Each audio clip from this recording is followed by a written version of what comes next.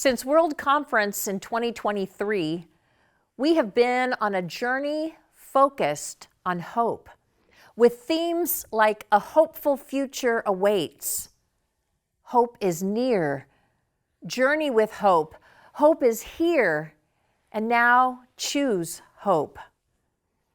Authors Jeffrey Spencer and Luther Smith help us embrace the boldness of hope.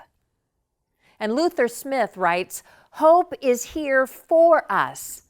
It invites us to places, relationships, and causes where we experience new awareness and opportunities for coming alive.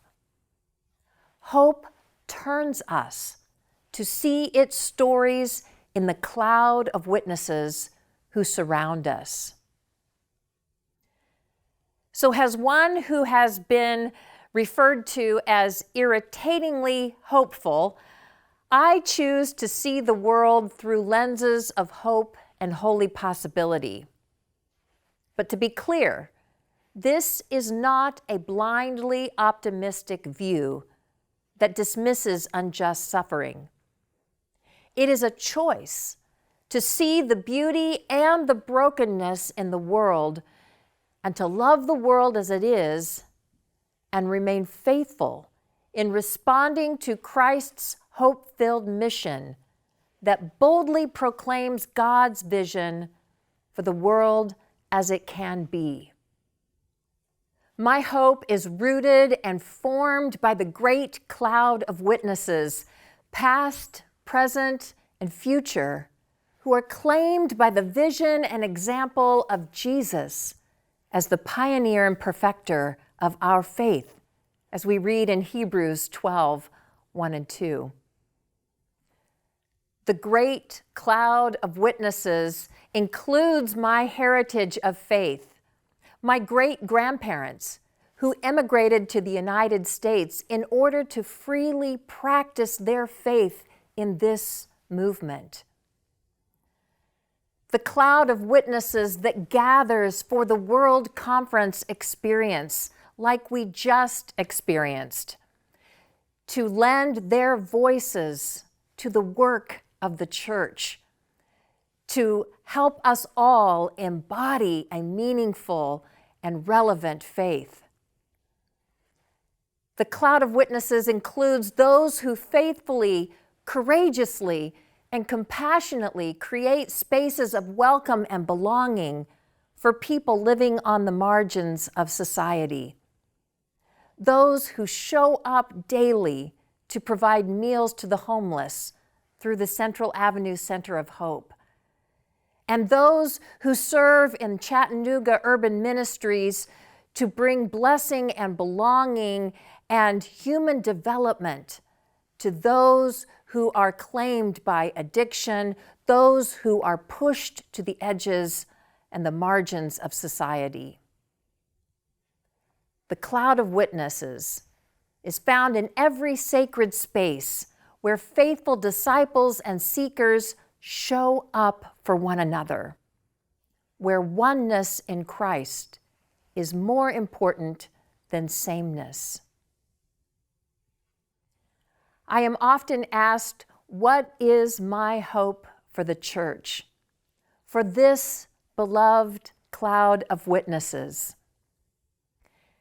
As a small but vibrant global community, my hope is that we will continue to discern what matters most as we faithfully respond in Christ's mission of just peace on and for the earth.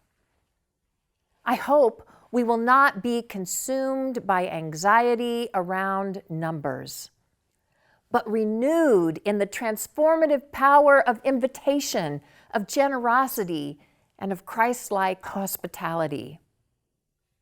I hope we expand our ecumenical and interfaith partnerships while embracing the important voice we bring to that larger table.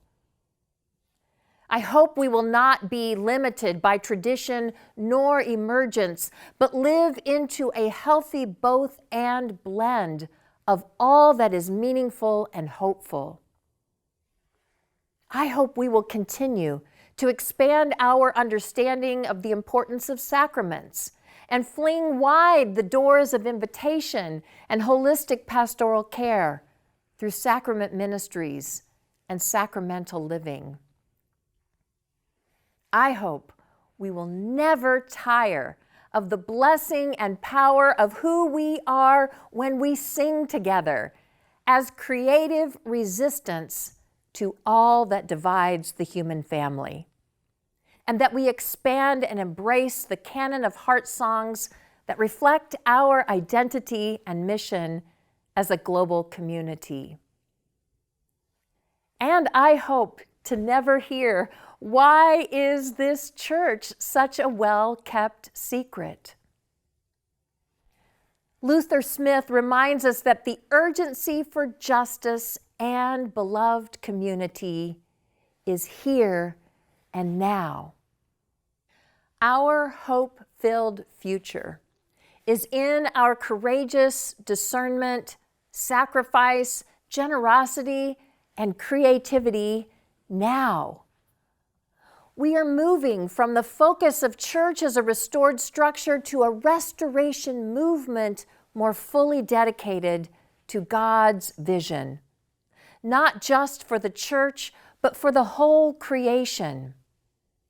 Gospel imperatives of restoring persons and communities and the earth to healthy relationships with God and others is not for the sake of our institutional well-being, but for the blessing and healing of the earth, for creating safe, brave space of sanctuary for all persons, regardless of life circumstance and regardless of ideology or partisan political affiliation. If we are serious about being authentic, Christ-centered, welcoming, and affirming communities of generosity, justice, and peacefulness dedicated to the healing of earth as a gospel and restoration imperative, we will already be living the hopeful future we seek. It is not somewhere in the distant future, it is now. Doctrine and Covenants 164:9e reminds us, you are poised to fulfill God's ultimate vision for the church and creation.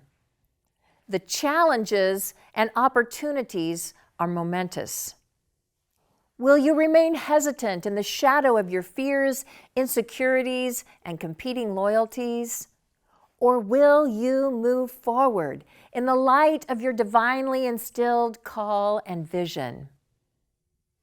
I believe with every assurance that our hopeful future is now, if we choose it, and if we have the courage to faithfully live it into being.